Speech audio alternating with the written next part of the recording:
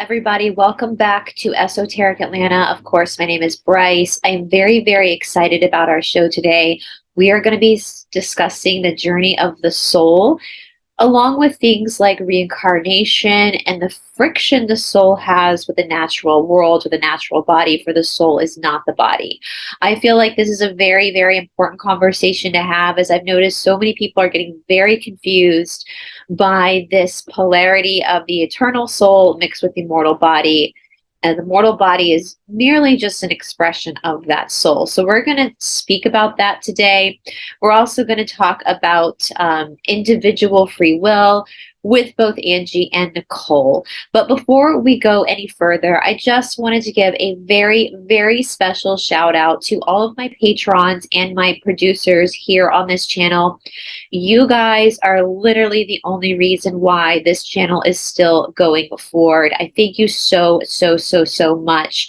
I do feel like there is a little bit of confusion when it comes to the YouTube world. I don't make anything off of YouTube. The only money I make off of YouTube really is my patrons. That's it. They're the people that support this channel. They're the reason why content is put up for you guys. With that being said, I am starting to accept some sponsorships. I know that some people have really gotten pissy about the fact that a lot of us now have sponsorships. But honestly, you guys, all a sponsorship is about a 45-second commercial. And it does go to help support the work on this channel. I myself work about 16 hours a day doing research, editing, all that kind of stuff. And so without sponsorships, without my awesome patrons, I would not be able to put content up. I would have to go back out and work full time again. And so I appreciate you guys for all the love and support. I thank you so much. I know most of you are very excited about the whole sponsorship thing, because I think most of you absolutely understand how much of an undertaking this is. But for those who don't understand, I just ask that maybe you have a little bit of empathy for those of us in the truther community who the only way we're able to put up our content is through sponsorships. So with that being said, a quick word from our sponsor, one of our sponsors, and then we will get on to the episode.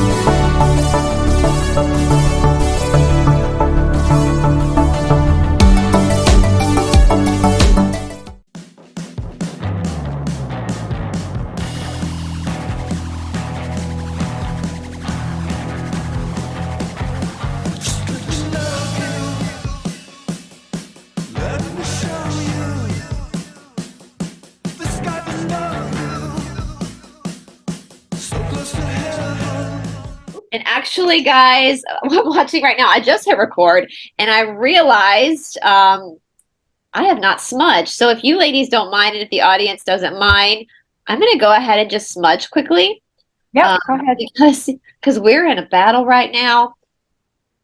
And I love it. And I invited Archangel Michael and I invited Archangel Zadkiel. Zadkiel. Yes. Let's bring them all in. Just bring all of them angels in. And my prayer for Zadkiel was that he would help me to bring justice. And I feel like what I've been doing just in my own little way, whenever I'm sharing like little truths here and there, like, or, I noticed this, or, you know. Yeah. It's bringing justice to. Yeah. We've been lied to. Well, I'm going to call it Michael, Gabriel, all the angels. Bring your whole party in. Every single being that's here for our highest good. Magdalene, Yeshua, Thoth, Odin, all of the beings of the highest good, all the fairies. We're going to talk about fairies, all the elementals that are here to support the growth of humanity. I ask that you come in, all of my guides, come in right now and please protect this information, block those that wish to derail and do harm to the greater good. I ask that you protect all of us, protect our words, and give us what we need to say to help everybody. I revoke any permission that the darkness thinks it has by using my wounds as an entry point. You do not have permission to use my wounds. You cannot be here. And as my friend Jesse Saboter told me, us of the light, I have the authority, as do all of you guys, to send you to the throne room of God if you break my rules. So boundary is set, and I'm asking that all of the guides of the highest good be here to protect all of us in this process right now, because Lord have mercy, we are I was talking to my friend Shanti on Aquarius Rising Africa on Monday before we started filming about how desperate the other side is getting and how much sorcery is going on right now, like intense sorcery is going on. And it just makes me giggle. I said, well, at least we look cute. Like, at least we look cute getting hit by these, just, they don't look cute. So at least we look cute, and when does the rattlesnake rattle? When it's scared. Mm-hmm. When it's scared. So let them keep trying to do what they're doing. They're terrified. We're not terrified. We're good. And so I'm very, with that being said, I'm very, very excited about this episode today with souls and reincarnation. Of course, I'm joined with my girls, Angie and Nicole, and all of our people watching right now to participate in this conversation. So please leave us any of your thoughts down in the comment section below, because everybody watching right now is a huge part of our all. We're just talking about stuff, we're just bouncing ideas around.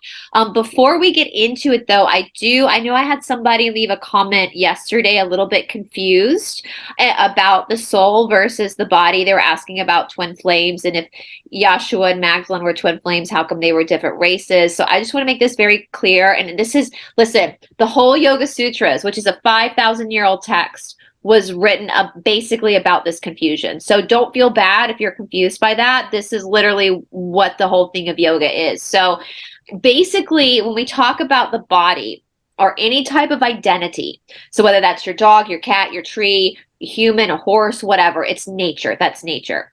So in ancient terms, that's the Shakti, the Shiva Shakti. So the soul is not nature. The soul is the thing that creates, that expresses nature.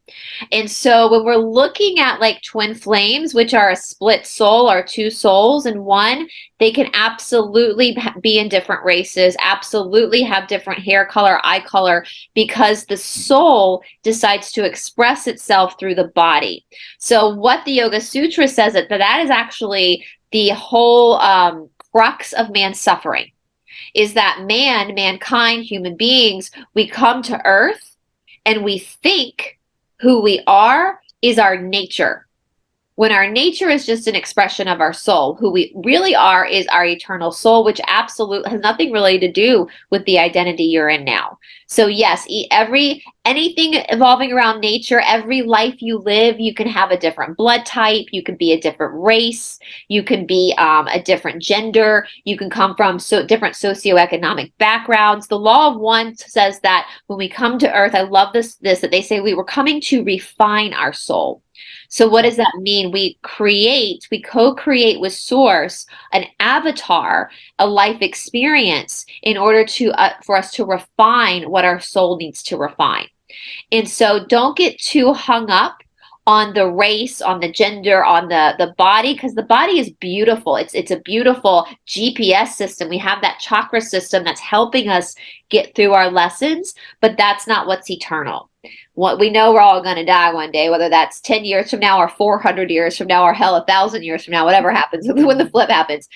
We know we're all going to be able to change. And the Yoga Sutras talks about that. When you die, there is no death, really. Right. You're just changing outfits. Yeah, it's Mm-hmm. just you're just changing outfits, because your soul in its infinite wisdom understands that it is eternal. And that is the biggest opposing force you can have, the biggest friction you can have, being an immortal body with an immortal soul. Like, that is number one friction right there. And then we talk about in yoga, finding the truth through the illusion. Well, the first truth through the illusion is understanding your own illusion. Mm-hmm. The illusion I have that I am eternally Brice. I'm not eternally Brice. You think about, we're going to talk about reincarnation, all the past lives you've lived. Well, you're not in those lives right now. You lived them, you expressed them. It's just like yesterday I wore a black shirt. Today I'm wearing this shirt. They're my shirts, but they're not who I am. It's like taking a Van Gogh painting and we call it a Van Gogh painting. Well, is that painting Van Gogh? No, it's just an expression of who Van Gogh was in that moment that he created that. So I hope that that makes sense. And again, I don't want anybody to feel bad if that's confusing, because literally that's what this book is about, because that is very confusing for human beings. And we've been stuck in a matrix system that really plays with that. It makes us, I mean, think about all, the organization, I can't say it on YouTube, that starts with a B and ends with an M. They've brought us really low down to clinging to these nature-based creations that we created ourselves anyway, And so I also want to talk about, before we get into this, and you girls, we can speak about this as well. I put a call out on my channel for, I'm going to be getting into the Mormon faith and talking about Joseph Smith. Now, I want to be very clear. When we talk about other human beings, dead or alive, I'm going off of actual research. I'm going off of actual documentation, actual journal entries, actual letters written. Now, Joseph Smith lived in the 1800s, so that's coming towards the end of the mud floods. So I take that documentation way more seriously than I would if it was the 1700s or 1600s. Okay. Yeah. Now, I'm not, as we know, you cannot divine on somebody without their permission. That's not, I'm strictly looking at the evidence. Now, with that being said, someone did mention that, he couldn't be bad because he was Arcturian. Y'all, we know the Arcturians, the Palladians, the Lyrans, generally speaking, are good. Generally, human beings, generally speaking, are good.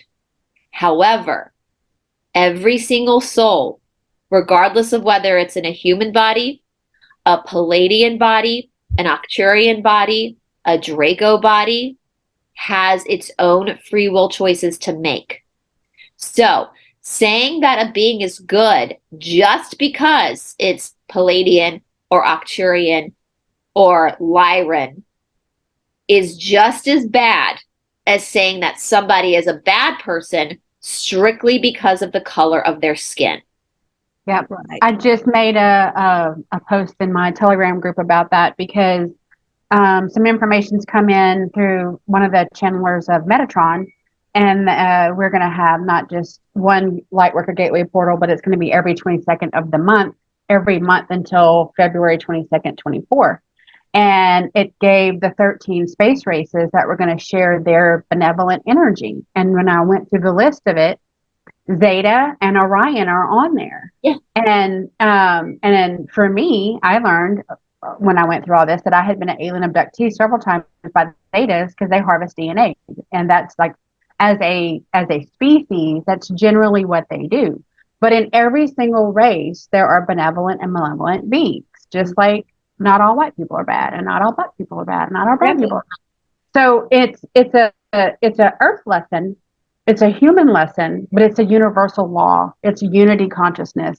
It's not rubber stamping good or bad on any one race, and being open that each and every soul being has free will choice and they can decide to be of the light or not of the light.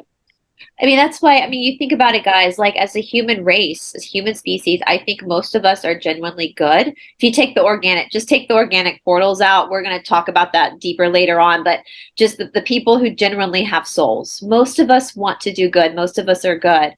1% of us are not so good, and they do really bad things. How would you like it if you were judged by another species because of things that those families were doing on those islands? Wouldn't like it, would you? And with that being said, I've said this before, even if someone is born into one of these families, we have no right to judge them, only by their actions, only by the evidence.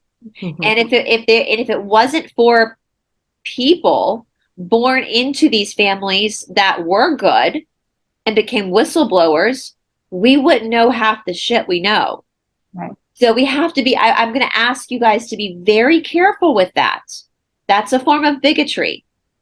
To say that one person just automatically has to be good because they're Arcturian or they're Lyran or they're Palladian is very ignorant and very, very dangerous. It's very dangerous. What if I don't know if this is true or not. This is just a speculation. We know 90% of the truthers are infiltrators. What if these people are conditioning you to believe a group of people are good so that you easily accept a takeover? Mm-hmm. So if Joseph Smith was Arcturian, I don't really give a shit. It means nothing to me. Just like the fact that he was a white guy means nothing to me. Right. Yeah. Let's look at the content of the character, as Martin Luther King Jr. said, content of the character. And Joseph Smith, according to all the letters, he was not doing good things with young children. These were 14-year-old girls. They were children. And we have it all documented. And those girls were passed around like appetizer trays at Thanksgiving. I was years ago at the beach, and there were these women sitting there, you know, in lounge chairs, and I think my husband had gone to play golf and stuff, and so I'm just there by myself all day, and I get to talking with them, and I find out they're all Mormon. They travel in groups, like they go on vacation together, you know, whatever. And they were like, one of them was like, I wish I could wear a two-piece. My husband won't let me. Like, you know, and tell me things like that. And I'm watching their husbands. Their husbands are like sitting there with their sunglasses on, watching all the girls walk by on the beach, looking at each other like, you know, like, dang, did you see that hottie walk by, you know, whatever. And they're drinking beer, and their wives aren't allowed to have a cocktail, you know. I don't know. That's all I know about Mormonism. I grew up with a few Mormons. I love the people, but that doesn't, you know, and that's what I want to remind you guys. It's like, just because we come down hard on the Bible, because let's face it, it's a Luciferian book. Mm-hmm. Joseph Smith, Bikram Young, but was it Bikram? I don't know. It's BU, the BU guy, the young guy. Brigham, that's it. They're all assholes. Like, we have the documented evidence. I mean, if you guys look at the story of Zena, I don't know if it's that one of the wives. Oh my God, I was reading through some of her stuff, and I listened to someone talk about her. I got emotional. The hell that woman went through. The hell she went through. And so, and yes, we know that Salt Lake City was not built by the Mormons. We know it was Tartarian. We get that. That's not what we're talking about. That's not what I'm talking about. I want to break down where we've been duped. All religions. There's not one religion out there that's not infiltrated. And to think yours is the only one, right, again, is heavy cognitive dissonance. And that's what we need to really focus on. If you grew up Mormon, or if you grew up Christian or Catholic or Jehovah's Witness or whatever, there's nothing wrong with you. It's the indoctrination. It's the belief. It's just like anybody that grew up in a dangerous cult, destructive cult. It's not the people. The people are amazing. That's why we whistleblow, is because we want people to realize, good people to realize what they've bought into. I remember years ago when I first heard this song by REM, "Losing My Religion," and I thought it was like a bad, scary song. Oh no, that is my song. That is my song. That's me in the corner right there, losing my religion, trying to keep up with you. And but I don't know if I can do it. I know Mormonism is it's Freemasonry. They all their endowments, all their, you know, it's all based off of Freemasonry. We know Joseph Smith was a Master Mason. And so anyway, I just wanted to put that out there, guys. So we have to be very, very careful, not to just take, and I want to say it too, again, with the YouTube world. I talked about this with Jay and April from Spiritually Raw yesterday. We went from watching the news, watching Good Morning America, watching Anderson Cooper, whether you're watching CNN or Fox, doesn't matter. Doesn't matter. Turn that off, and we went to YouTube and started doing the same thing with YouTube. So, and I love it. I love you guys watch our stuff, but I've said over and over again, I know Nicole and Angie feel the same way. Everything we say, research it. Don't just take somebody on YouTube's word for it. Just because someone says they're a truther doesn't mean they're a truther. Human beings know how to lie, and they know how to deceive. Yeah. So you can listen to what people are saying, take notes on what they're saying, and then go and research it for yourself. Don't just be here and be like, well, so-and-so said this or so-and-so said that. I don't give a shit. Do your own research. What do you say? What do you think? That's taking your free will back. Because by just following what somebody else says, you're giving over your power. You're consenting to the cabal when you do that shit. You're protecting the tactics of the cabal. Take your power back. You're the storm. Take your power back. All right. With that being said, I'm going to get off my soapbox. Who wants to start? Nicole, do you want to start? Sure, sure.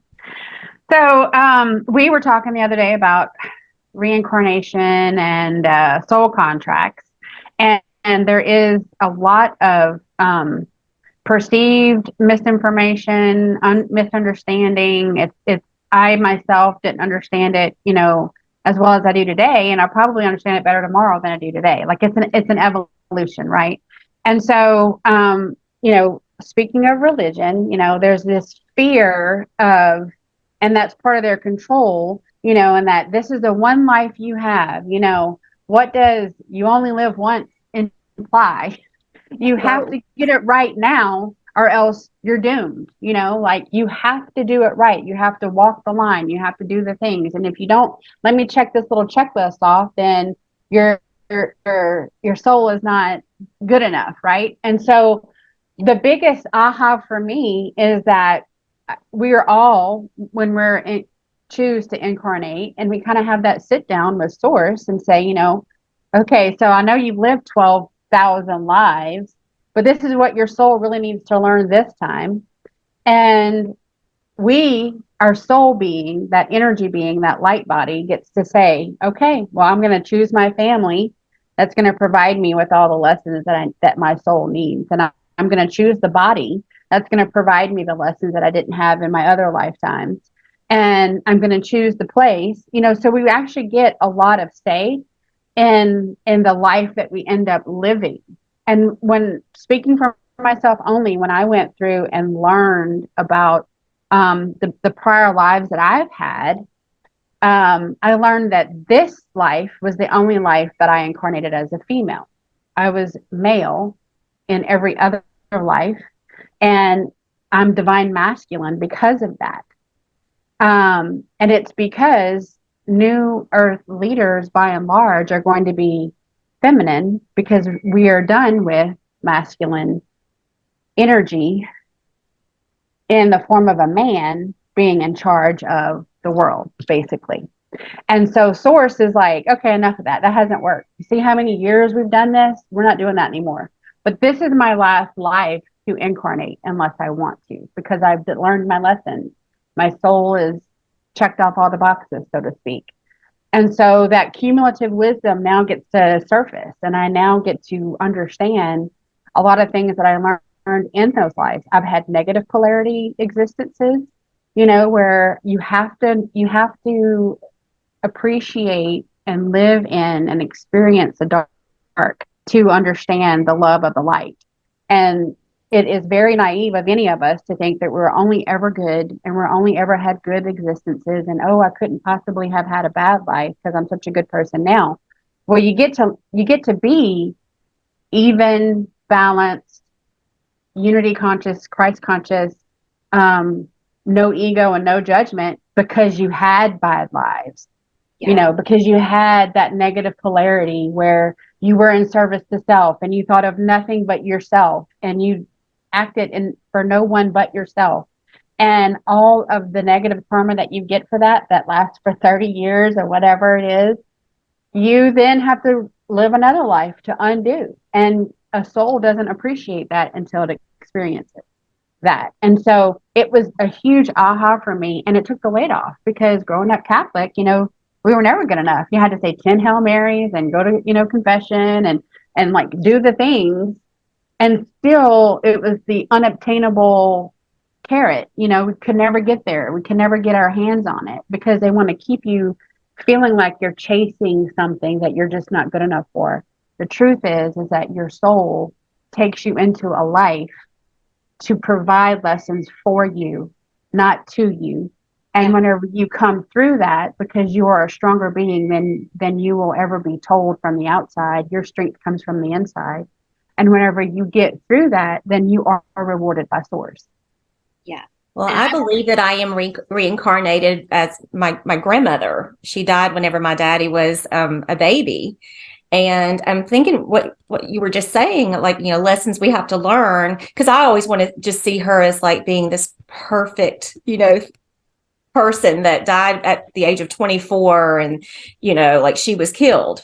And there's a whole story there that I'm conjuring up. So, but now I see it like, well, I always heard like, they're like, oh, we don't talk about Margaret. She was one of 3 sisters. And they're like, she was such a free spirit. She was vain. She only cared about herself, those kind of things. And I think, okay, like, so maybe, yeah, me coming back, or her coming back as me, those are some things I've got to work on, I guess. I don't know. Does that make sense? Well, you get soul influences, and so we have a lot of different soul influences that we get, right? So a soul can incarnate through an arrival through the portal, right? Through the birth portal. And so they come in as an infant into this family, and so then they experience everything from birth on.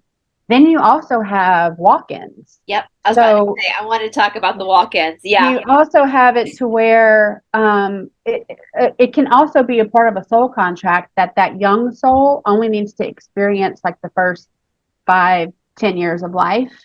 And then that's what they contract it to do. Yeah. And that walk-in will basically like tap out and like, okay, the young soul now they fulfill their commitment. The walk-in comes in. The walk-in is stronger. The walk-in has the capacity and the wisdom to carry out that soul mission. And it's one of 2 ways. I had a walk-in. That makes sense. That makes a lot of sense to me too. A lot of walk-ins occur during near-death experiences or times of crisis, and that original soul is weak, and a lot of times it's because they got involved with ego or the matrix or the trauma or the whatever, and they're really kind of beat down. But that soul has a mission, and so sometimes the walk-in will come in and cohabitate with that weaker soul, but they are the leader, right? And so they have the fire, and they have the wisdom, and they have the energy to push you forward. And you do it together. And that was my case. But sometimes that young soul just agrees to only be there for a little time, and then they tap out and the walk-in comes in and takes over. And the wisdom from the walk-in helps guide you. So this is resonating with you big time. Oh, big time. Yeah. It's powerful. And I'll say, Angie, like, and Nicole, my boyfriend thinks he was he believes that his soul that he has now came into his body at like 12 years old. He has memories, his mind has memories of childhood, but the consciousness only, he remembers a specific switch of consciousness. And what that means too for the soul that walks in is that that soul did not need the lessons of early childhood. They only needed to walk in at a certain point. And so if you feel that way, obviously, it's resonating hardcore with Angie.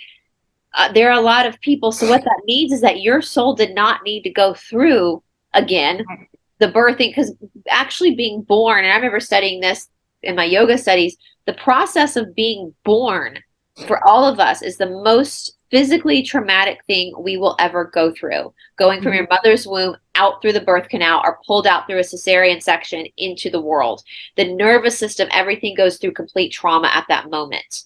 That's why you see so many infant pictures with them giving the middle finger up. I love it. Coming out with the middle finger up.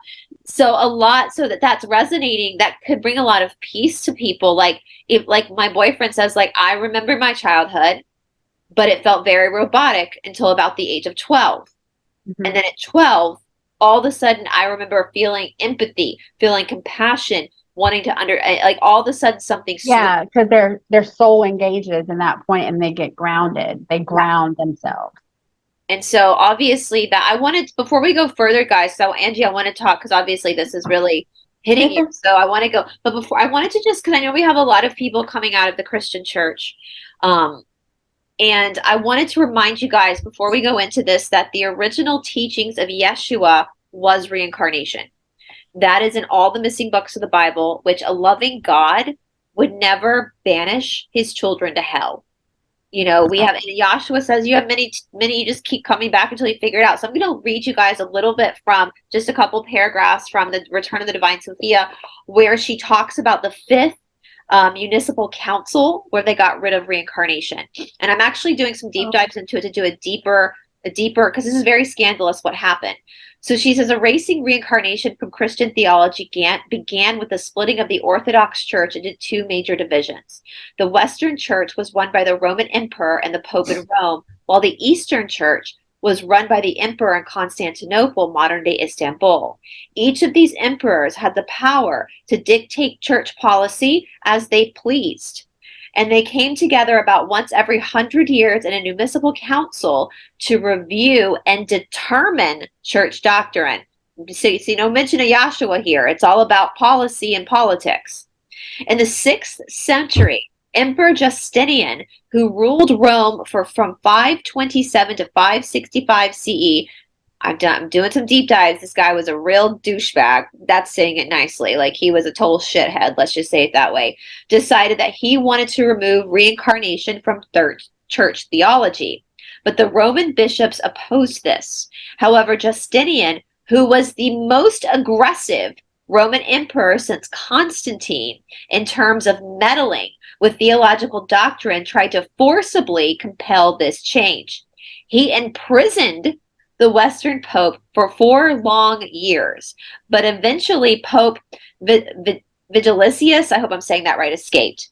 In retaliation, Justinian convened the Fifth Municipal Church Council held in Constantinople at the huge Hagia Sophia Church. So they're doing this in a Sophia church, so that's kind of a fuck you to God, isn't it, right? Yes. In May of 553 CE, the emperor's intention was to force the church to adopt new policies, and to do this, he appointed his own bishops and issued edict telling them how to vote. Sounds familiar? Hello? Yeah. Our last competition here in America, they're doing the same shit. He then invited 159 of his own Eastern bishops to this conclave, and only 6 of the Western ones, pushing through 15 separate policies that were in opposition to Yahshua's original teachings. He also declared that anybody who did not obey his edicts would be excommunicated. The first edict read, if anyone asserts the fabulous preexistence of souls, he shall assert the monstrosity restoration which follows in it. Let him be annihilated, basically, is what the word means, annihilated. All right? Here, the word means damned, while the word restoration refers to the spiritual restoration of the soul in its original union with God through reincarnation. So the soul's original union with God through reincarnation, a teaching of union that lay at the heart of Yahshua's message. Pope Vigilisius protested this council, demanding equal representation between the East and the Western bishops. Not only did Justinian ignore him, but he also persecuted the Pope, even trying to kill him. Today, the Catholic Encyclopedia states that this municipal council was illegal. So the Church Council of Catholic says that this council that happened where they took out reincarnation was actually illegal. So the church will admit that. And thus its conclusion should not be regarded as church decree, but the damage has been done. And today many Christians do not even realize that reincarnation was ever a part of Christian theology. And thus the teachings of Yahshua became corrupted, defiled, and hidden by men of no true mastery. The intrinsic wisdom of Christ was silenced, and the true path of enlightenment that Yahshua taught was forced to go underground. In time, the rift between these two branches of the truth grew even greater. In 1054, each branch excommunicated the other. The Western Church became the Roman Catholic Church, while the Eastern Orthodox Church formulated its own approaches. Today, the Eastern Orthodox branch does not even consider the Pope to be its spiritual leader, which none of us should do anyway. But isn't that interesting? One thing I thought about that too is so many truthers are like, well, the Western Catholic Church is fucked up, but the Eastern Orthodox Church, they're great. No, they're not, honey. It's two sides of the same coin. They were the ones that enforced the taking away. So coming from Chris, especially Angie, you coming from a Protestant background, was that news to you that Yahshua actually taught reincarnation? It's all over the missing books of the Bible, guys. If you read the missing, he's teaching it constantly in the missing. It's there in the missing books of the Bible. Reincarnation was a bad word. Yeah. It's just a bad word, you know? But of course, I grew up Protestant. I went to church with my grandparents, but my parents never really took me to church because one kind of good thing about my dad is that he always said there was not a church good enough. So he just never, now he's very much into the Primitive Baptist Church.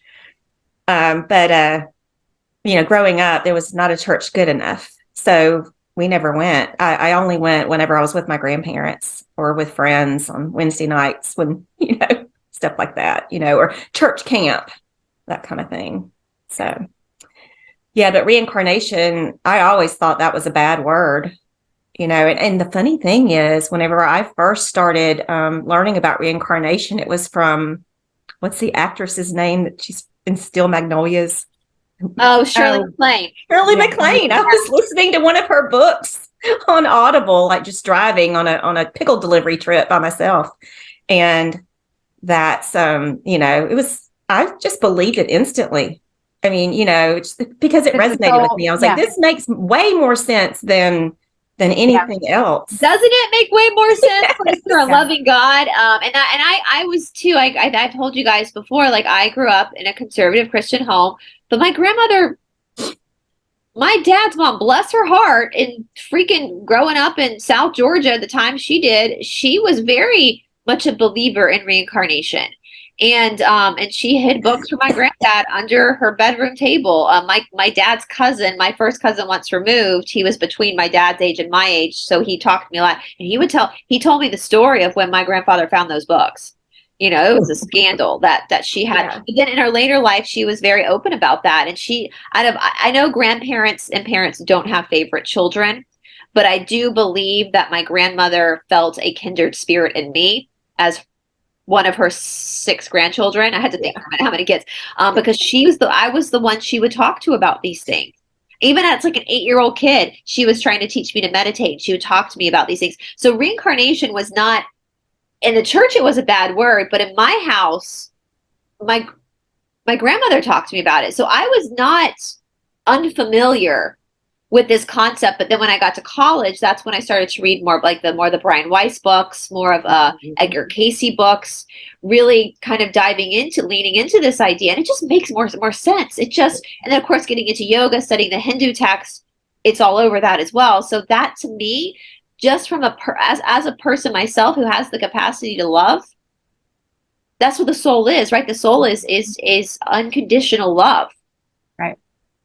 So what about you, Nicole? Like, because you grew up Catholic, you grew up, what was your and it's weird because, I'm 7 years from my closest sister and 5 from my closest brother. But I was always there are people in the family that didn't even know I existed because, the story was, well, you came along at a time where we were just busy and we weren't visiting and whatever. I have no memory of them. They have no memory of me. It's very weird. There's like one picture of me until I start like kindergarten. And so it's really weird, right? And so now knowing what I know, I mean, I remember as a kid, I thought, how come there's not any more pictures of me, whatever? And I really believed for a while that's because my parents were so dang busy. But then, now I'm like, I don't think I was a child that they really connected with. And so I know now that I chose to incarnate in a very service to self family. And even though I had siblings, they were really more siblings to each other than me. And I was actually being parented by my soul imprint. And some of my alien abduction time was to my soul guides helping heal me and helping to guide me, because I really wasn't getting parented. I really wasn't getting guidance or taught the things I should have been taught as a little kid. And so I wasn't consciously aware of it until much, much later, but it makes so much sense now, and I never felt alone. I never felt abandoned. I never felt like I wasn't deserving of love, really. I just knew that I wasn't getting it from that core family. And now I know my soul needed that experience to continue, like that child soul needed that experience. That was a lesson that needed to be learned. That was feelings that needed to be felt, and that was experiences that needed to be had. But yeah, when in the Catholic Church, and you hear people talk about, if anyone ever mentioned reincarnation, it usually came along with possession and demons, right? Because people that were reincarnated, they just weren't trusted. You can't trust that. That's the devil. That's the demon. That's this. That's that. Whatever. Exorcism. Yeah, and of course, it's the inverse of that. From my perspective, the people that can't be trusted are the ones that can't think outside of the box or think for themselves. And so in seventh grade, I removed myself from anything that had to do with that nonsense. But now, knowing what I know, like I said, it's an evolution, and I learn more every day. But I know that soul influence and guidance from higher realms is actually what saved me, and actually kind of what formed me into being who I am. My parents can't not take credit for that, because I really have never fit in with them, and I never will, because I'm really not of them. I'm really not of them. I was with them, but I'm not of them. Yeah, it's so funny you say that, because my grandmother, the one, Marianne, that had that, I was just saying, like, out of all of her grandchildren, she spent the most time with one of my cousins, because my cousins had some disability, so she needed her help. But I always felt like she was kind of confiding in me like a friend. Even as a young child, she would share these things with me that were very taboo. And as you know, y'all, there were the three sisters from the South, right? Well, this shit's taboo. This is Yeah. not something you talk about right around the dinner table No. Sunday, and so and I remember the conversation she would have with me. It was like our little secret, and she really, I give her a lot of credit, because, and even when I started going to India before she passed away, when she was in her retirement home, whenever I come back, my grandfather would be all worried about terrorists over there. Like, he had this idea that something was going to happen to me. My grandmother would pull me in the kitchen and be like, I want you to tell me everything you learned. What did you learn? Like, she wanted to know. And I was like, bless her heart. Like, she came from a generation where that wasn't possible for her to go off to India and do these things. But I found out through regression, the life I'm living now mirrors the life that I lived with Magdalene when she was in body. Doesn't mean it's the same life. I'm wholly Brice in this life. However, my grandmother in this life, my grandmother Marianne, the one that came up through Nolan's, in that life, she was my mother. And she gave me, and that was I'm not going to say who I was to Magdalene in that life, but it was a matrilineal line. And so what I went through in that life was very awful and very difficult. And my grandmother, who was my mother then, was the support system that got me through. And so we look at the soul agreement now coming back now, where I'm not that person I was then. I'm Brice now. And my grandmother is not my mother, but my grandmother, my paternal grandmother, right, who has since passed away, but she comes up in a lot of readings. I feel her around me as well. Things start to make sense. Yes. Right. And so it's not just the lessons, it's the correcting of karma, it's the finishing of cycles. Right. And it's not so much, even though that can sound very much like a business transaction, it's not. It's because souls do this out of love for each other and out of putting the whole back together. That takes a lot for a grandmother to pass away and have a soul contract that when they passed away, they were going to hold out in the spirit world just to support their granddaughter. And that as I said, she was my father's mother. And statistically speaking, most time kids are closer to the maternal grandmother because of what's that saying? A daughter is a daughter for the rest of your life. A son is a son until he takes a wife. And so there's different relationships you have with your different sets of grandparents. But for her, and my dad was her only son, so that my cousins all come through her daughters. But I was the one that ended up having that very special bond with her. And it was her. It was my grandmother who recognized that in me when I was still a child. And that's the magic. That's the beauty of reincarnation and the beauty of that unconditional love that our stories just are interwoven together. Yeah. Whenever whenever I've encountered some of my soul family as they've come in, and just conversation with them will trigger memories, or when you have a dream, now dreams are either a memory of something that happened in a past life, or a vision of something that's happened in a parallel dimension. It's usually one of the two. And so it would trigger these visions, and things, and things that we had done in past lives. And I learned that that same soul that's within me now is had a relationship with them then. And that's why immediately that's that soul recognition. Nicole just met, so and so for the first time in this dimension. But our souls have spent life after life after life after life together. And that thing, my twin flame, we incarnated obviously together multiple lives. And he's always been the wife and always been the mom, and until this life. And then he was male and I was female, and he's also got fairy, and it made so much sense whenever it happened, because I was always like, just so irritated with his flightiness, just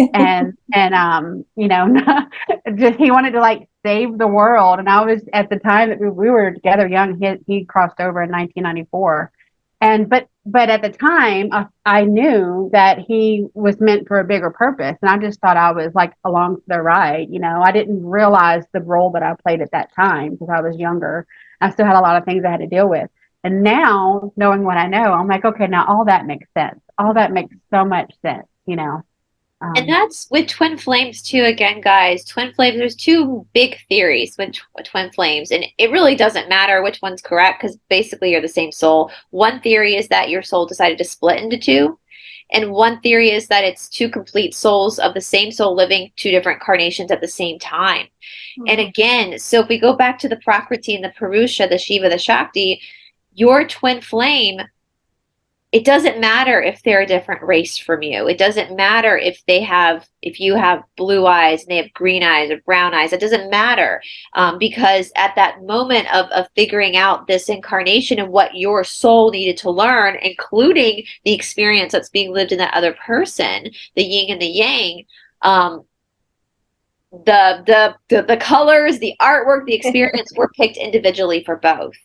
And that is the twin flame journey, because that is typically what happens a lot. And I know yours passed away early, Nicole, but I want to, I think people romanticize the twin flame journey, and it's not. It's tough. It's hard, because that is a mirror reflection of your soul. So even though your twin flame is not, listen, if your twin flame incarnates in your biological family, you don't need to be having a romantic relationship.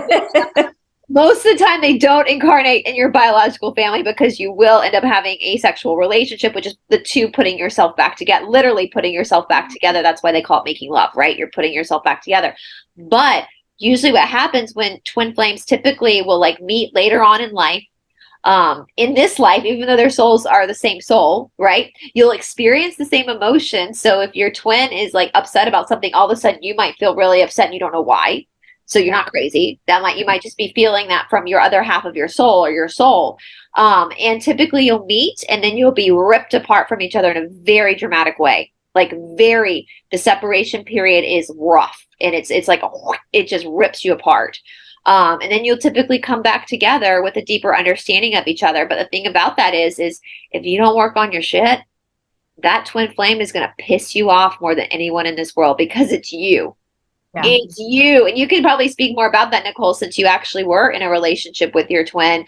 Because that's why we always say, do your shadow work, do your work, because everything comes down to, and there are times, I will go ahead and answer this because I know people are going to ask this. There are cases. So once you come into your bodies, your two separate bodies, you both have free will. So there are times where one twin will ascend and the other gets stuck in a karmic loop. Yeah. And it takes so many lifetimes for that person to be able to release and come back. Right. Yeah. So it's not always this. It's not, listen, soulmates are so much easier. Right. So I know when we were together for 2.5 years before his accident, and it's funny now, but then it was literal fire and ice, because from the moment we met, we were inseparable, but yet we were either fighting or making love, like no lie. And the people around us, it's funny because we were a part of like 12 people that was we were all coupled up, and we skydived together, we went out together, we always hung out together, whatever. Well, one couple got some fish and they named the fish after us because the female fish kept beating up the male fish because like literally like we would tussle in the front yard, we would be wrestling, and he was telling me how to drive, he wouldn't stop telling me how to drive. One time I put him out the car, I made him walk home, like it was just always like combustible, right? And then but we were young, we were in our 20s, that was a time where we were going to be triggering each other, right? We had to learn how to go through all that. Well, his whole contract was, to exit early. He left at 23 and I was 21. And so I had to deal with all of that. But I now know that I contracted to deal with all of that. I mean, I full contracted, breast cancer and uterine cancer, all these things that are so trying and traumatic and detrimental for a woman. And it was my only female incarnation. Like that is like I chose that, and I now feel like I did that because I had to fully embody the pain and the trauma that women are constantly being put through. And so now I have a little dog that I got about 4 years ago, and when I got him, my daughter says, "Well, what are you going to name him?" And I'm like, "I really feel like I need to name him Billy." And she's like, "Are you sure?" And Billy was my husband. And I was like, "Yeah, I just feel like I need another Billy to love on." Like it just intuitively felt right. And now I've verified his soul imprint is in my dog. He chose to show affection to me through my dog because I just don't couple up with people. I'm just a loner. I'm just happier that way. And in my soul, I'm still in my union, and everything else was just lessons along the way, right? And so, yeah, my part, a fractal of him, is in my dog Billy. That literally looks into my soul, and he just like holds my face. And he's on me all the time, and it sounds so weird, and I'm like, I just love you so much. Listen, I know my twin's still in flesh and bone. He's still on the earth plane. But my dog, there's just something about some animals we bring into our homes. We're like, yeah, those souls can. I mean, there's lots of stuff. Trees have souls. Yeah, crystals have souls. Dolphins have souls. Like your animal can be the vessel that a soul decides to come in and share space with you, just like anything else. One of my main incarnations where I really was very, very positive and very, I did a lot of good for the world, was as a dolphin. And there's a constellation named after it. And that my soul being was, living its best life, but it was as a dolphin. It wasn't on 2 feet. Listen, at this point, after seeing the extent of what humans can do, let's go look under the sea because they're having the last laugh. Well, and I'm going to say, because I think we're going to have to do multiple parts on this because I was thinking that too. I'm like, this is such a big, and so I'm going to say for people who have questions about any of the twin flame stuff, just ask it below and we'll answer the best of our abilities. Again, and you guys have to do your own research too. But I wanted to go back again. We talk about, again, the imprinting, the stuff. I want to go back to the walk-in thing because as Nicole mentioned, Angie, that really, do you want to share a little bit about why that resonated so much with you? Are you willing to talk more about that? Oh, yeah. I immediately, as Nicole was talking, I saw a vision of me at 15 and my dad walking in. He had been gone for like 2 weeks on business, and he came inside, and I was working on a science project, and I was excited to show him because I was always trying to get him to see that I was smart. And he walked in and he said, "You sure are very pretty, but I can't stand to look at you." I just will never forget that. And I think that's when, yeah, I think that's when I think of this daily. That was your crisis event. Yeah.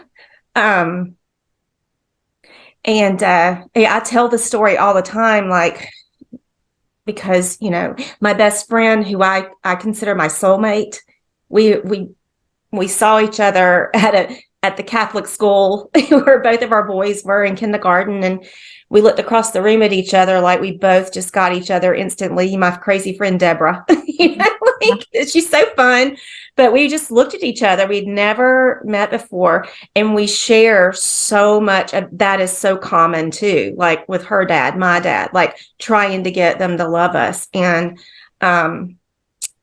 so yeah, and I remember like telling her that story, but I tell that to my daughters. The same thing is sort of happening a little bit, with well, it happened with my oldest daughter and my husband, but now my youngest daughter, well, she's already there. She's like, "I'm not trying to win anybody's love."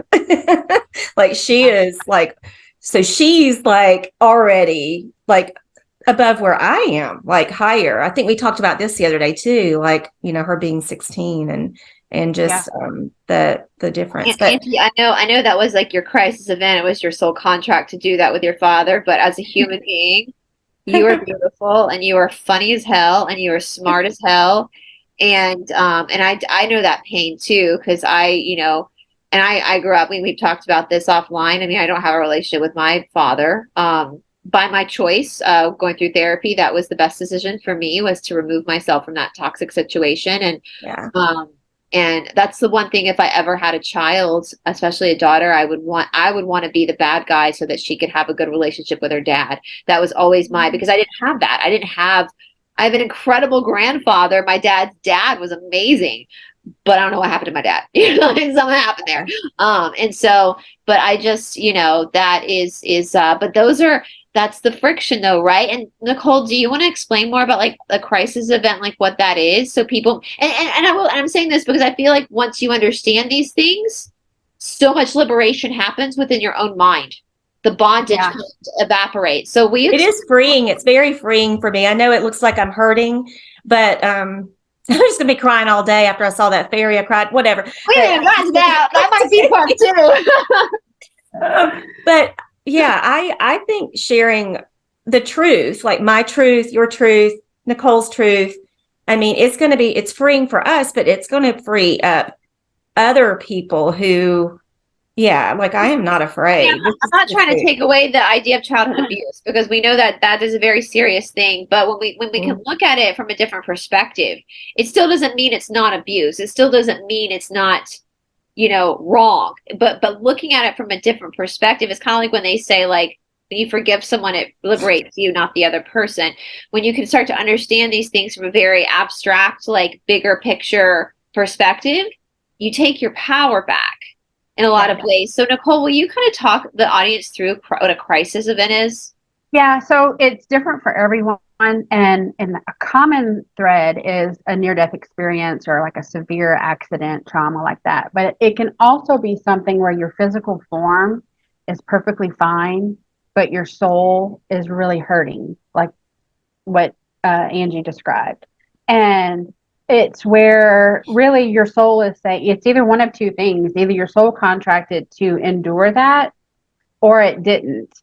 And someone else's free will choice has then, come in and really knock that soul down. And as a all-knowing source creator, the soul influences that we get, those walk-ins, they come to us when we need them. They choose us. And they're usually part of our support team that's always kind of there, just waiting to get called in. Like, they kind of all have a playbook. And for me, I've had a couple of walk-ins, but the main one that I'll speak about happened when I was in a really, really dark place, and I overdosed, and I woke up the next morning feeling great. And I was like, okay, well, that was a clear message from source. I found out later that my original soul didn't leave, but that original soul needed some TLC and it needed a support system. And so that walk-in came in and basically took over. And the walk-in comes in and they have all your memories and your personality or whatever, but they're going to influence their wisdom over your life.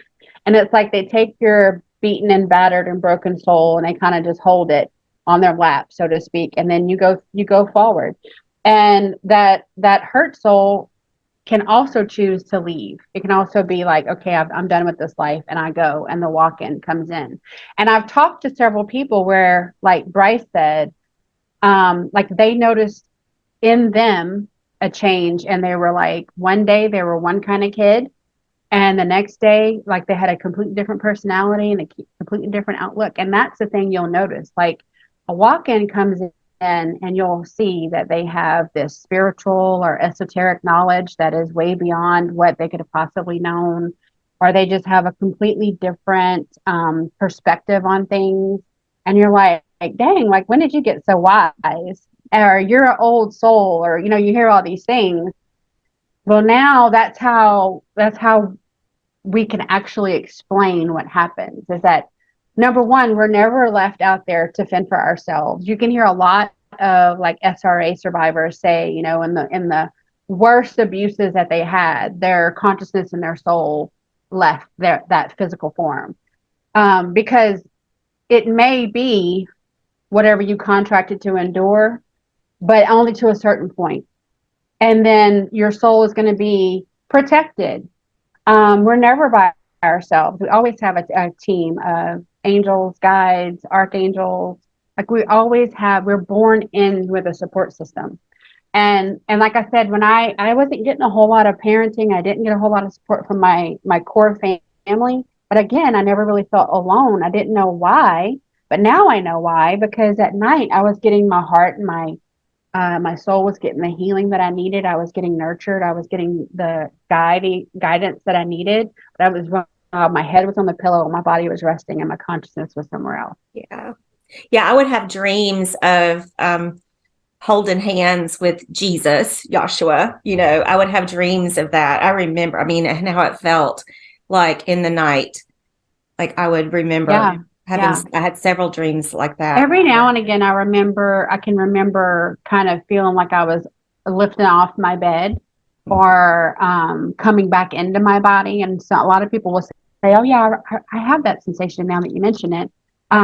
But we're spared that memory because, first of all, you have to be able to comprehend what's happening. And a lot of this is happening to children and they just really can't comprehend it.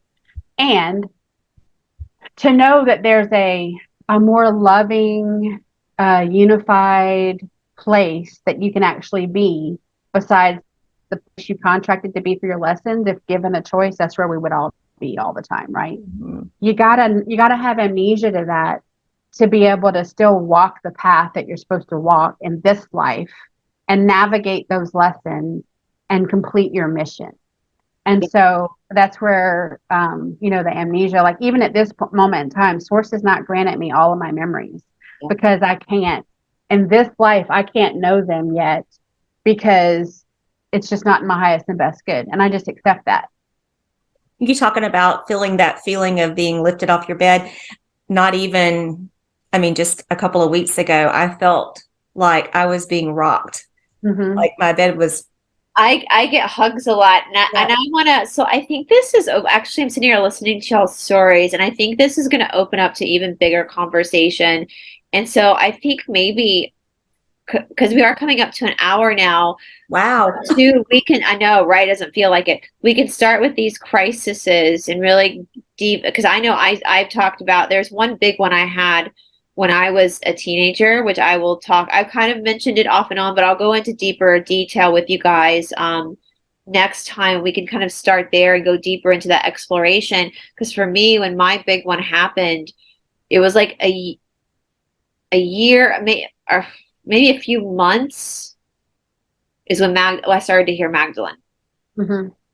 And I was born that'd be a good spot good for start to start because I want because there's people. a lot to tell about the realization of that, what they bring, that, the benefits of it and all of that. And a lot of people won't realize it until they hear it. Yeah, and mine started. I've laughed. I mean, I the day I was born, before I was actually born, I flatlined in my mother's womb.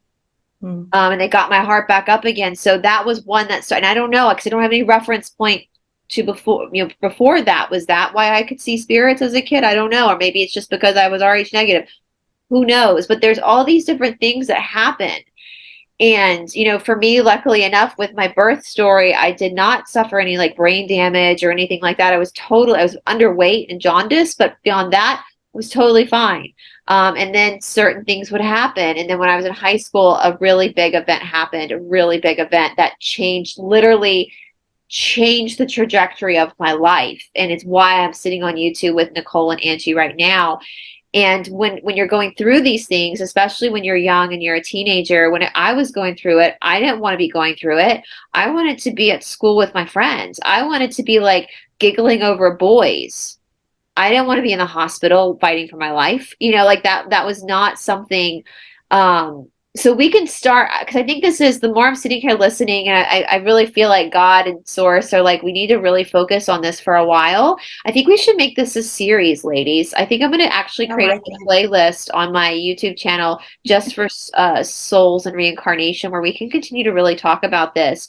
And I just want to again reiterate that we don't have all the answers. And Nicole is right. I mean, my boyfriend sums it up perfectly. He's like, if we came to Earth having all of our memories, what's the fun in that? Yeah. If we were just all levitating around, like, what's the fun in that? Like, it's part of the scavenger hunt. It's part of the soul, because that's the whole point. Besides the macro, the timelines, all this kind of stuff, it's also your soul is also knowing itself. And so it has to go through friction for it to know itself. And so this is a part of a really huge conversation. And so I'm gonna before we sign off though, guys, I want to go ahead, because I forgot to do this in the beginning. I want to go ahead and remind you guys to make sure that you are subscribed to both Nicole's channel, Healing Disclosure, and Angie's channel. I have so many tabs pulled up. I want to make sure I pulled up the right one. Angie's channel, because again, I think I can safely speak for both Nicole and Angie. We're not trying to be Anderson Cooper. We're not trying to be anything like the old system. We're trying to just open up dialogue and all walk each other home and all figure this out together. And so hopefully some things in this conversation is healing for you as much as it is for us, is healing for you guys, and you're connecting the dots more on things, and just know you're not crazy. And we didn't even get to talk about fairies. We'll have to bring that in next time. Yeah. There's so much. I'll send you that video if you want to like add it on. Yeah, I mean, send it to me, because because that was awesome. So yeah. So let's leave part 1 for there. And then if you guys also have any questions about what we talked about that you want us to go into a deeper explanation for, put it in the comment section below. We can refer you to books to read, different stuff for your own growth and your own experience in this life, because that is, I mean, at the end of the day, it's what Alan Watts says, like, what's the point of life? The point of life is to be alive. And definitely, come over to my Telegram channel. We have people get, real time downloads all the time, and they have a community of support to say, this just happened to me. Like, what does it mean? Has it ever happened to you?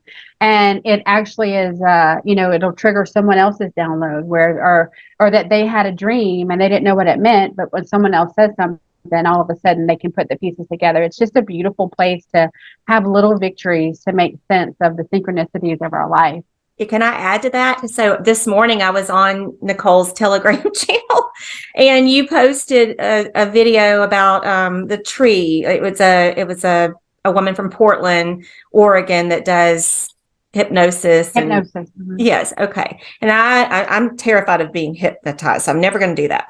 But I listened to the whole thing, and I won't go into too much detail here, but I listened to the whole thing, and you said, this is going to be especially good for the fairies here, in which I learned a few days ago that I have fairy energy.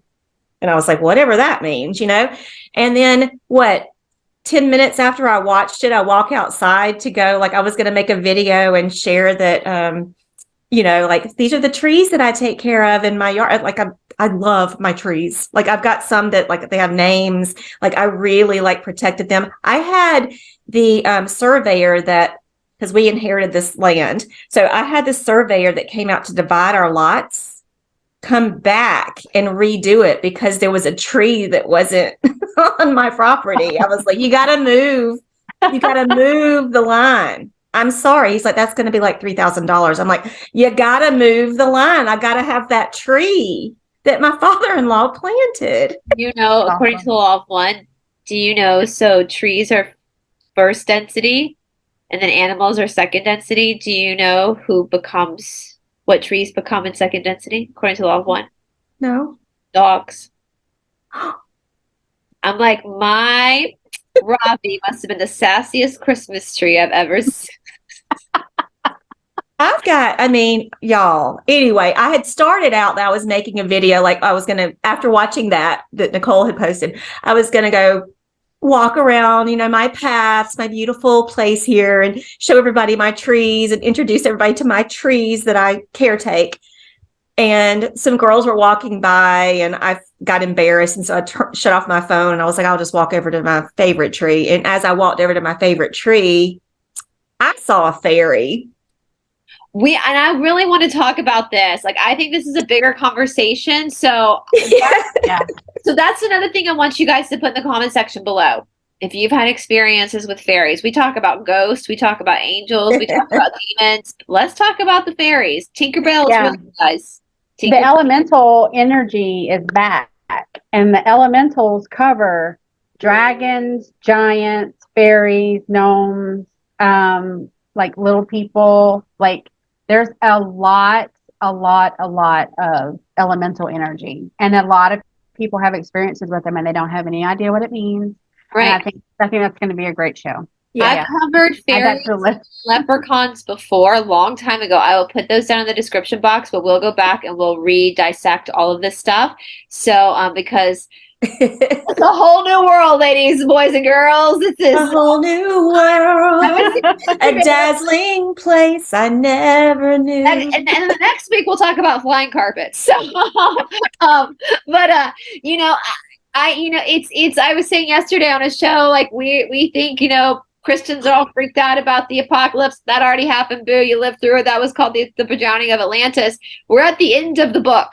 That means that it's uncharted territory. So it's amazing. They're rewriting history. Actual history is going to be what we're doing right here, right now. This is going to be what people learn for millions and millions of years going forward. And that's why Kim Tesla calls her channel The History of the Future. The history of the future. So, all right, you guys, we love you all. Make sure you're subscribed to both Nicole and Angie, and we'll do part 2 next week. We'll start with the crisis encounters and situations people have. We'll go, but if you have any questions about that, put that down in the comment section below, because this is an open dialogue, open discussion. Please be very, very respectful. 99.9% of people are. It's just a shame we have to remind the 0.01% of people who are assholes. And if you are abusive, I'll just block you, because you're probably blocked. You'll just get blocked, because we can do that. We can block. So we love you guys. Make sure you're subscribed to Angie and Nicole. And again, follow Nicole's Telegram channel. Anything questions you have, just let us know. We'll talk to y'all soon. Bye, everybody.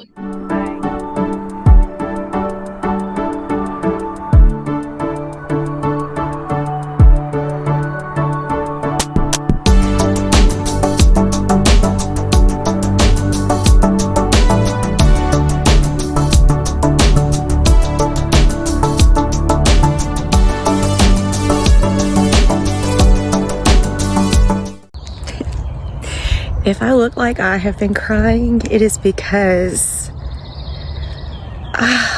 of what just happened. I was coming out in my yard because I wanted to show y'all some of the trees that I love so much. And as I walked over to this one, I saw a little thing about the size of a nickel flitting all around in front of me. And I was like, what is that? What is that? And it landed on one of the branches, but up too high for me to touch it. I begged it to come and land in my hand, but it didn't. As I got closer to it, no, it was a fairy. It was a fairy. And I know what I saw. I have no doubt that it was a fairy. And showed up just for me and made me cry. But these are actually happy tears because I know what I saw. I feel very special that it would come to me and say hello. Anyway, just sharing